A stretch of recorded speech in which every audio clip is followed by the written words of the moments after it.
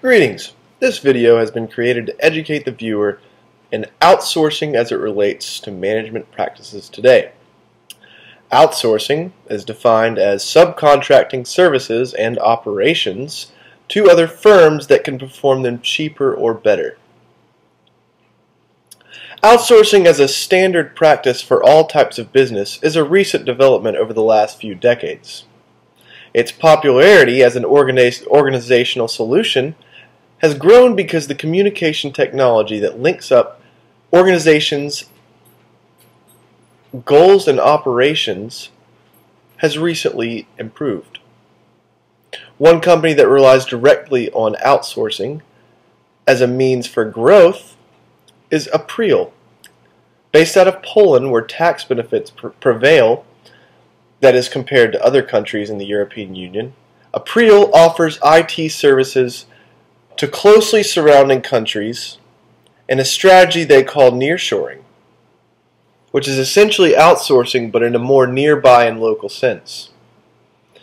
Because Poland has these comparative tax benefits, and the demand for good and cheap IT consulting is very high, April has been extremely successful.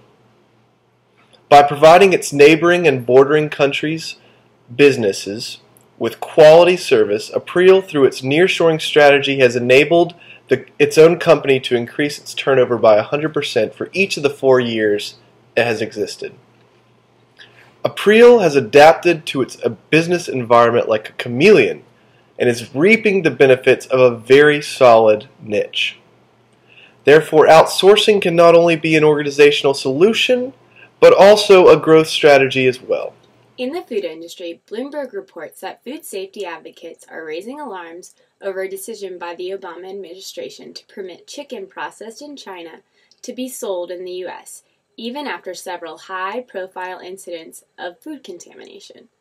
In the past, the People's Republic of China has been in the news for unscrupulous business practices used mostly to cut corners on cost, which have resulted in illness and deaths in consumers.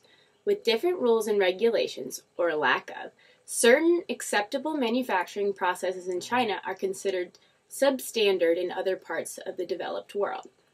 Even with all the negativity surrounding China, they are considered the top partner in trade for the U.S. With that in mind, there are reports coming in that the United States Department of Agriculture recently approved China to process chicken for American consumption, which has food safety experts worried.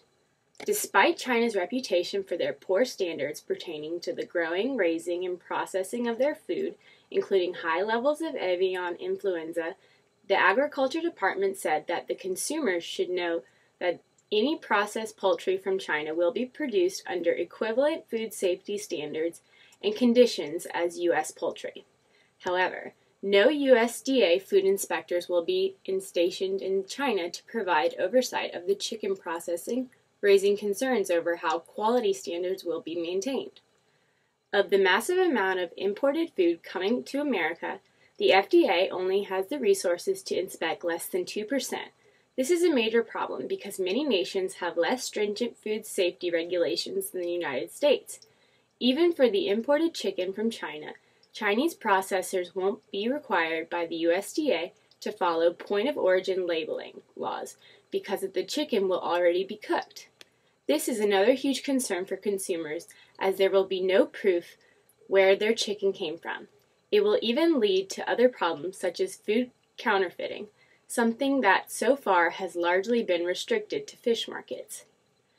Not having proper labels also makes it impossible for American consumers to tell if the chicken they want to buy was processed in the U.S. or China, placing a huge burden on families who wish to stay away from foreign foods. And while this decision may save U.S. companies a few dollars in labor, it may ultimately be a bad choice for the consumer. According to the textbook, outsourcing is the process of subcontracting services and operations to other firms that can perform them for cheaper or better. Mike Scanlon is the creator of Born to Sell, which is an online investment tool. Scanlon used outsourcing by hiring programmers for his company from Eastern Europe instead of the nearby Silicon Valley. The programmers from Eastern Europe only cost him $37,000 per year, as where the programmers in Silicon Valley would have cost him upwards of $600,000. That's over 16 times the price of hiring the programmers from abroad. By hiring these programmers from abroad, Scanlon did not suffer a loss of work quality either. These Romanians and Russians were just as good of software developers as the programmers in the United States. Scanlon claimed that there were very few drawbacks to outsourcing, one example being the language differences. But overall, he was very happy with the results from choosing to outsource. Just within the first year of outsourcing abroad for his company, Mike Scanlon has saved $500,000. More and more, cost and quality conscious businesses are turning to different countries abroad to hire their employees, because why would you hire an American if you can hire someone of the same quality that can do it for cheaper? Hello, I'm doing my current event today on outsourcing in the insurance industry. Now, outsourcing in the insurance industry comes in many different forms, and one of those forms is the outsourcing of claims, or what is called third-party administrators, which intake insurance claims for an insurance company, while the insurance company can focus on its core business of writing plan rates and designing insurance programs. So another way that outsourcing is utilized in the insurance industry is something called captive insurance. And the article that I reference today actually talks a little bit about captive insurance. And this idea is that larger companies that have enough revenue to sort of self-fund some risks that they have, they don't buy insurance. Instead, they self-retain their risk in what is called these captive pools, usually offshore in Bermuda, or they might be domiciled somewhere like Vermont. So we continue to see outsourcing within the insurance industry in the form of private healthcare exchanges as well. Companies like Aon, Willis, Towers Watson, and Mercer are sort of making a nest egg of this new private health exchange benefit for companies. So the outsourcing occurs when companies and brokers like Aon, Willis, or Mercer take a company's business and actually develop an insurance program and gives employees more of an incentive to look through their insurance program rather than just mulling over their health insurance package and not paying attention to what is actually in it. The outsourcing benefits the employee by giving them more control and more access of their insurance and healthcare needs.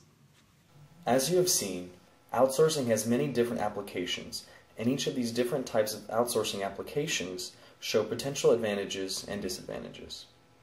Let's begin with Bain's example. Bain's example shows that outsourcing isn't solely about outsourcing for a company's own production, but, in some cases, for its customer base. This is a huge advantage, not only for the company which is getting more customers, but also the nearby customers who are getting services at a cheaper rate. On the other hand, Melanie's example shows one of the biggest disadvantages with outsourcing.